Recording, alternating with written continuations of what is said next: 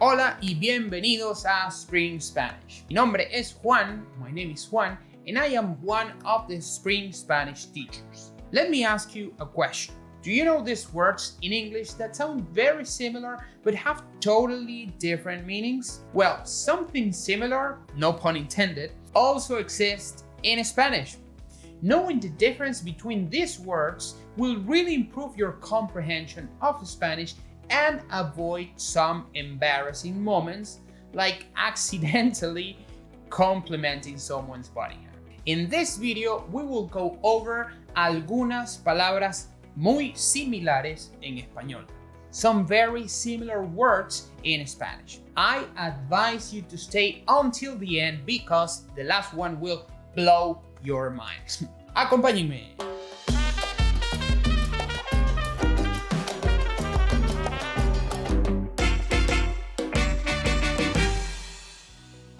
In Spanish, words that have similar or same pronunciation but have different meanings are called homónimos. Homonyms. There are three ways that words may differ. These are spelling, meaning, and accentuation. We will go over this in a minute, but before, remember to subscribe and hit the bell button to get our 5 free weekly Spanish lessons solo para ti, just for you. So let's see some examples of words that sound the same but are written differently. Haber, to have, or let's see. This one is really easy to spot since the second one is actually two words and their meanings are rather different. As, beam or make, or have you. This one might be tricky if you're in Latin America since we don't really differentiate the Z from the S.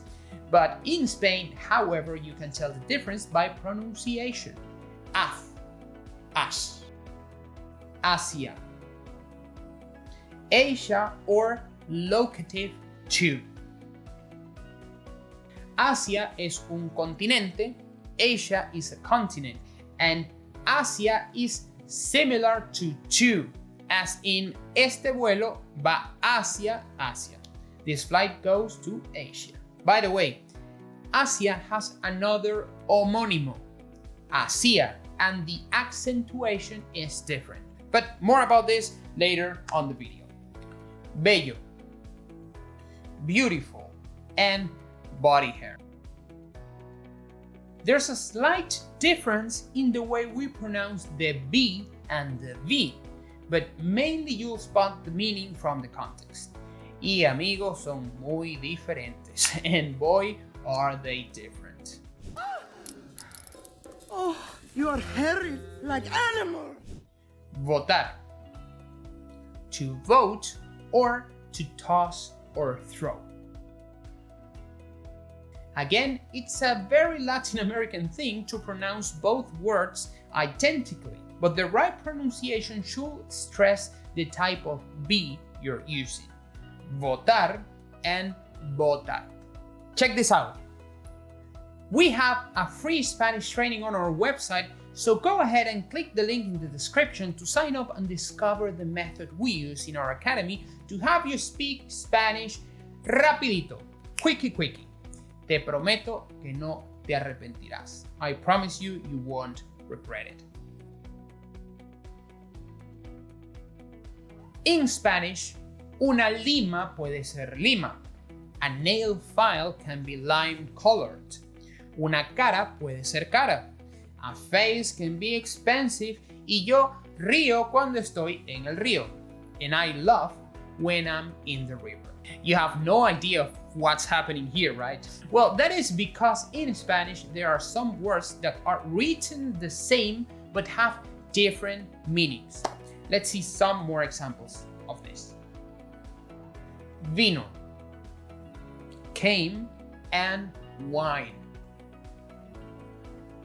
Traje, brought, and suit. Cura, priest, and cure. Llama, flame or fire, llama, and coal.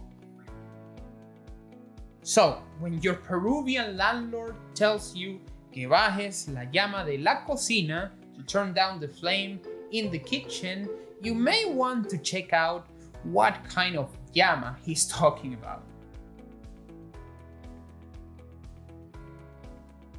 One of the trickiest parts of Spanish is los acentos, the accent marks, and they change many things in the way you speak, meanings being one of those. There are words that are written similarly, but adding an accent mark somewhere can change the meaning greatly. Now, let's see some examples with accent marks. Remember when we talk about Asia? Well, if you add an accent mark on the I and say Asia, the meaning changes completely. Instead of where to, now you'd be saying there was. Bebe and bebé.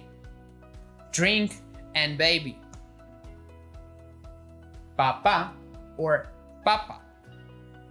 Dad or potato or pope. Mama or mama. Mom or sock or breast. Yep, you'll thank me for that one. Trust me. Ejército. Ejercito. Ejercitó. We have three: army, workout, and worked out. That's right. By just changing the accent syllable, we even have three different meanings. Cool, don't you think? So what do you think? Are you ready to use similar words like a pro? If you feel a little overwhelmed, remember, si alguien comete un error, cómete un tomate y tómate con calma la situación. If anyone makes a mistake, eat a tomato and take it easy. If you understood this chunk, please let me know in Spanish in the comment section and I'll make sure to check it out. And don't forget to sign up for our free Spanish training where you learn about these chunks and how they bypass learning grammar and word lists. The link is in the description. This was Juan and adios. Don't forget to subscribe, drop a like, and share this video with your friends.